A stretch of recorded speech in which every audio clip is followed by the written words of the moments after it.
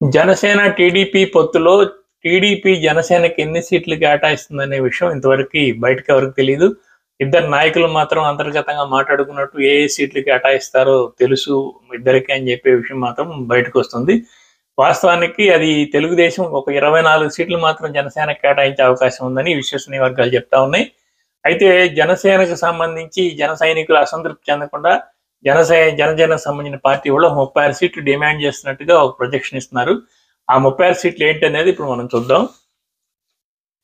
Narasannapeta, Srungavarapukota, Nellimarla, Visakha south, Pendurthi, Gajuwaka, Yelamanchili, Madugula, Razole, Kakinada city, Pithapuram, Rajahmundry city, Rajanagaram, Amalapuram, Kothapeta, Narasapuram, Bhimavaram, Tadepalligudem, Tanuku, Kovvur, Unguturu, Avanigadda, Machilipatnam, Pedana, Vijayawada west, Guntur west, Tenali, Chirala, Darsi, Tirupati, Madanapalle, Chittoor, Rajampet, Allagadda, Anantapur town, Dharmavaram.